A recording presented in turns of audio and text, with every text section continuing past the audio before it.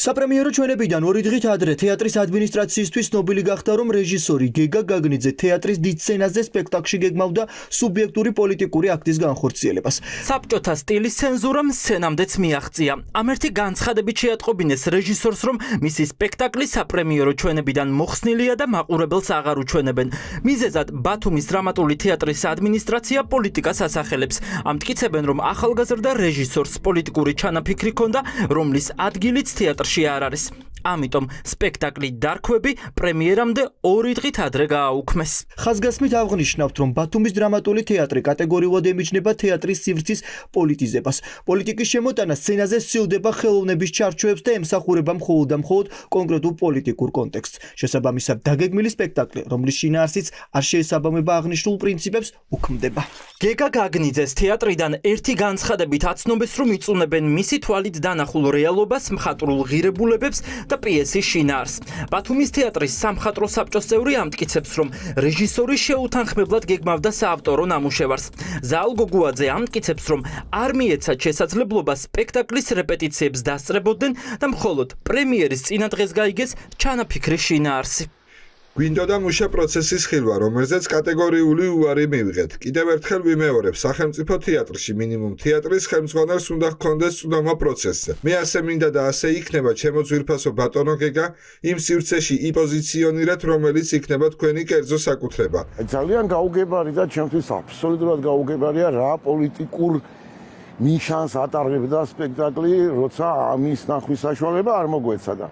თუ მართლა პოლიტიკურ ნიშანს ატარებდა და მხოლოდ ამის გამო მოიხსნა სპექტაკლი, მაშინ აქ გქონია საქმე ერთხელ კიდევ პოლიტიკურ დისკრედიტაციასთან და პოლიტიკური სივრცე თუ არ არის თეატრი, მაშინ ატომღებულობს ეგრეთ წოდებული ხელისუფლება გადაწყვეტილებას, ვინ დაინიშნოს თეატრში სამხატვრო ხელმძღვანელად და ვინ არა. ბათუმის თეატრი ახლა დიდ სკანდალშია გახვეული. აქამდე არავის ახსენდება შემთხვევა, როცა სპექტაკლი ცენზურის გამო პრემიერამდე გააუქმეს. თეატრის ადმინისტრაციის ამ გადაწყვეტილებას დასში პროტესტი მოყვა. მსახიობების ერთი ნაწილი ამბობს, რომ პოლიტიკისგან გამიჯვნის სურვილი მხოლოდ შირმაა და რეალურად ესეც პოლიტიკის ნაწილია.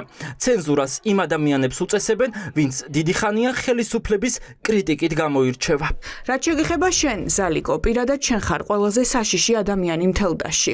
მე შინია შენი უამრავი მიზეზის გამო, მაგრამ ერთს გავიხსენებ. შენ ხარ ადამიანი, რომელიც იყავი ნუკრი ქანთარიას ბეჯითი პიონერი და როგორც კი წყალი შეუდგა, უმალ გადმოხდი ჩვენს მხარეს და ძირის თხრა დაუწყე ნუკრი ქანთარიას.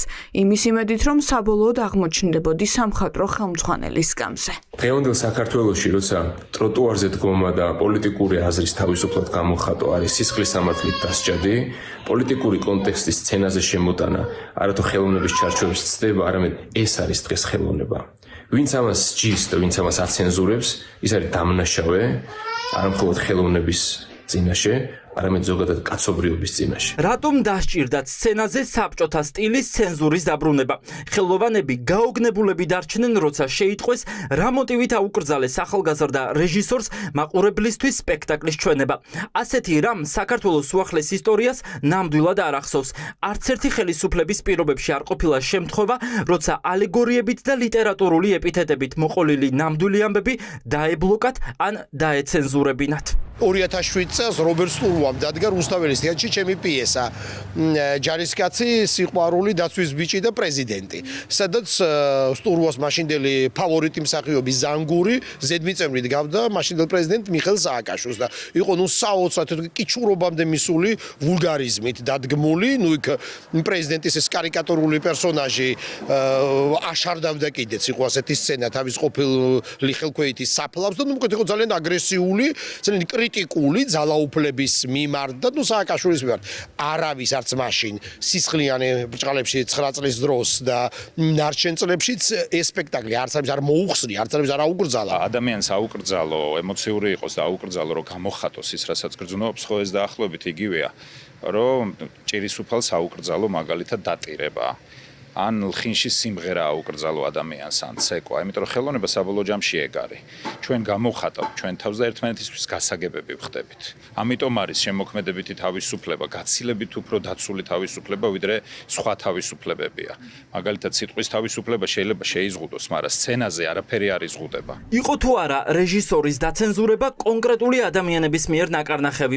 ბათუმის დრამატული თეატრის ხელმძღვანელი ამ დრომდე დუმს. ის უკვე მთელი დღეა სატელეფონო ზარებს არ პასუხობს.